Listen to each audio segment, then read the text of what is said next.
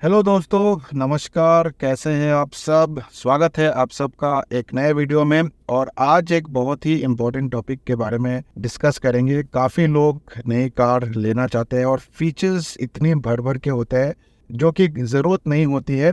बहुत सारे ऐसे फीचर्स हैं जो ज़रूरत नहीं होते। पिछले वीडियो में मैंने आप लोग को बताया था कि कौन से सिर्फ 5 फीचर्स है जो बिल्कुल भी ज़रूरत नहीं है, बेकार है। लेकिन आज के वीडियो में मैं आप लोग को कुछ ऐसे फीचर्स के बारे में बताऊंगा जो होना चाहिए आपकी गाड़ी में, और अगर होता है तो आपकी ड्राइविंग प्लेजर जो है बहुत बढ़ जाता है। ये मस्ट है। कोशिश करिए कि ये सारे फीचर्स कम से कम हो आपकी गाड़ी में, बाकी सारे फीचर्स वो ना हो, लेकिन ये सारे फीचर्स होना बहुत ज़रूरी है। नंबर 1 फीचर जो है वो है ब्लूटूथ कनेक्टिविटी। आजकल बहुत ज़रूरी है कि ब्लूटूथ कनेक्टिविटी है या नहीं। ज़्यादातर गाड़ी में ब्लूटूथ कनेक्टिविटी होता है क्योंकि जब भी हम गाड़ी चलाते हैं कॉल बहुत आती है आजकल, तो फ़ोन आप उठाएंगे तो फिर आप डिस्ट्रैक्ट हो सकते हैं, जिसकी वजह से एक्सीडेंट हो सकता है। तो गाड़ी में अगर ब्लूटूथ है तो आपको फ़ोन देखने की ज़रूरत नहीं है। आप स्टीयरिंग से उसको हैंडल कर सकते हैं, स्टीयरिंग से ही ऑन ऑफ कर सकते हैं, कॉल ले सकते हैं। अर्जेंट कॉल है तो आप बात कर सकते हैं और आपको डिस्ट्रक्शन नहीं होगा। तो नंबर 1 फीचर जो आपकी गाड़ी में होना चाहिए, देखिए जब भी नई गाड़ी आप ले तो ब्लूटूथ का फीचर होना बहुत ज़रूरी है। दूसरा जो फीचर जो मुझे लगता है कि काफ़ी इम्पॉर्टेंट है, लेकिन वो आपको बेस मॉडल में नहीं मिलता है, आपको बेस के 1-2 मॉडल ऊपर से मिलता है। तो मैं आपको रिकमेंड करूँगा कि वो फीचर ज़रूर ले। अगर बेस मॉडल में मिल जाता है तो सबसे अच्छी बात है, और वो है इलेक्ट्रिकली एडजस्टेबल ORVM।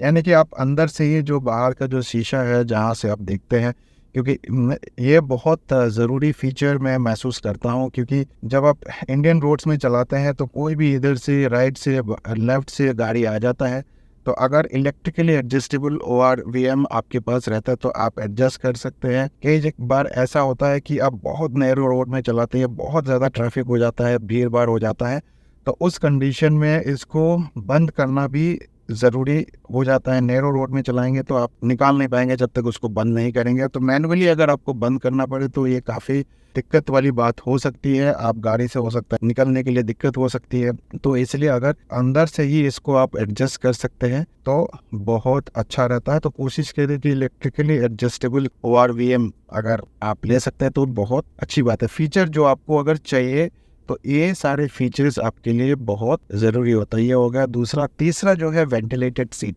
आजकल काफ़ी गाड़ियों में वेंटिलेटेड सीट्स आ जाते हैं, लेकिन हाँ, बेस मॉडल में आपको वो नहीं मिलेगा, तो आपको वो अपर मॉडल में शिफ्ट करना पड़ेगा। वेंटिलेटेड सीट अगर आप ले सकते हैं तो बहुत अच्छी बात है। वो इसलिए क्योंकि इंडिया में 10-11 महीने तो गर्मी रहता है, 10 महीने तो एटलीस्ट गर्मी रहता है, और वेंटिलेटेड सीट हो तो बहुत अच्छा रहता है। हालांकि इतना ज़रूरत नहीं है, अगर आपकी AC भी चल जाता है तो चल जाता है, सही चल जाता है, कोई दिक्कत नहीं। लेकिन अगर वेंटिलेटेड सीट अगर है तो बहुत अच्छा ड्राइविंग प्लेजर मिलेगा, गर्मियों में आपको बहुत राहत मिलेगा। और इंडियन कंडीशन में जहाँ पे ज़्यादा गर्मी होता है वहाँ के लिए वेंटिलेटेड सीट ज़रूरी हो जाता है। तो अगर आप फीचर्स ये चाहिए तो ये कुछ फीचर्स मैं आपको बता रहा हूँ जो कि आपके लिए अच्छा साबित हो सकता है, आपके लिए कंफर्टेबल राइड दिलाएगा वो। ठीक है। अगला जो फीचर जो होना चाहिए, जो मुझे लगता है कि होना चाहिए गाड़ी में, और आजकल ज़्यादातर गाड़ी में आ जाते हैं, वो है dual AC control. Dual AC control किसी किसी में ट्रिपल जोन AC कंट्रोल भी आता है। तो basically dual zone AC control क्या होता है कि आप अपना AC को कंट्रोल कर सकते हैं अपने ड्राइवर साइड, और जो पैसेंजर्स जो है उनके साइड भी आप अलग अलग एडजस्ट कर सकते हैं। क्योंकि मुझे ये बहुत ज़्यादा महसूस हुआ है कि मैं जब अपनी वाइफ के साथ बैठता हूँ तो मुझे कई बार ज़्यादा हवा चाहिए होता है, ज़्यादा कूलिंग चाहिए होता है, और वाइफ को ठंडा लग जाता है, तो उनको अपने हिसाब से वो एडजस्ट नहीं कर पाते। लेकिन अभी जो हमारे BMW और मर्सिडीज है, इसमें दोनों में हम अपना एडजस्ट कर सकते हैं। मुझे जितना चाहिए, मुझे मान लो 20 डिग्री चाहिए तो मैं 20 डिग्री में सेट कर देता हूँ, वो 22 डिग्री में सेट करता है, 24 डिग्री में सेट करता है AC को। तो ड्यूअल जोन ज़रूर होना चाहिए, और अगर ट्रिपल जोन AC कंट्रोल है तो वो सबसे बेस्ट है। ट्रिपल जोन का मतलब है कि पीछे जो रियर सीट में जो बैठते हैं वो भी अपने हिसाब से AC को कंट्रोल कर सकते हैं। लेकिन ये सब गाड़ी में मिलता नहीं है, ये थोड़ा हाई एंड गाड़ी में, टॉप एंड गाड़ी में मिलता है। तो अगर आप फीचर्स के लिए भाग रहे हैं तो ये सारे फीचर्स आप ज़रूर देखिए जो कि आपके बहुत काम आने वाला है। ठीक है, ये कुछ फीचर्स है जो कि आपको काफी फायदा देगा। अगला जो फीचर या जो चीज होनी चाहिए वो है एयरबैग्स। कोशिश करिए कि 6 एयरबैग्स कम से कम हो। आजकल नए नए गाड़ी जो आ रहे हैं वो स्टैंडर्ड कर दिया, 23 मॉडल से ही 6 एयरबैग्स देने लगे हैं। तो एयरबैग जरूरी है क्योंकि कभी भी दुर्घटना घट सकती है, आपको पता नहीं है। आप अच्छे तरीके से चलाएंगे लेकिन कोई और आपको ठोक देगा तो जान से बड़ा कुछ नहीं है। जान है तो जहान है। अगर आपके जान है तो आप हजारों गाड़ी खरीद सकते हैं, लेकिन जान ही चली गई तो इस गाड़ी का कोई फायदा नहीं है। तो सेफ्टी बहुत जरूरी है। तो कोशिश करिए कि गाड़ी में कम से कम 6 एयरबैग तो हो। अगर 6 नहीं भी है तो 2 एयरबैग तो होना चाहिए। और अगर आप फैमिली को लेके चलते हैं, आपके बच्चे भी है, बीवी है, माता पिता है और पीछे भी लोग ज्यादातर समय बैठते हैं, तो कम से कम 6 एयरबैग होना चाहिए। अगर आप अकेले चलाते हैं तो आप 2 एयरबैग भी होगा तो भी चलेगा, लेकिन एयरबैग बहुत जरूरी है।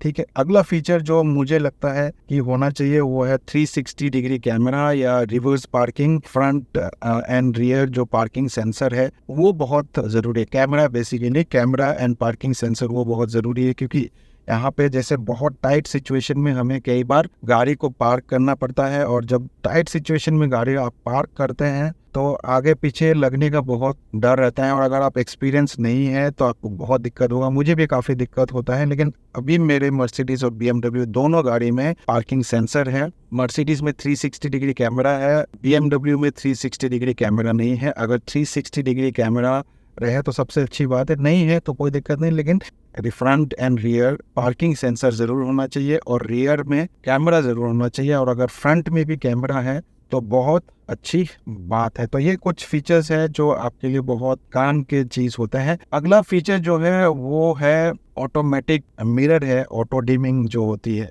मैनुअल होने से कई बार आपको करना पड़ता है, लेकिन ऑटोमेटिक है तो आपको रात को चलाने में दिक्कत नहीं होगा। तो अपने आप रात के टाइम में वो ऑटो डिम हो जाता है, लेकिन मैनुअली भी ज़्यादातर गाड़ी में होता है, लेकिन ऑटो डिम होना चाहिए। ये एक नया फीचर है आज के डेट में, ज़्यादातर गाड़ी में आजकल आते हैं, लेकिन काफ़ी गाड़ियों में अभी भी नहीं आ रहे हैं। तो अगर आपको फीचर चाहिए तो ये सारे फीचर्स अगर होंगे तो आपके लिए काम देगा। तो दोस्तों ये थे कुछ फीचर्स जो मुझे लगता है कि आपकी गाड़ी में होना चाहिए।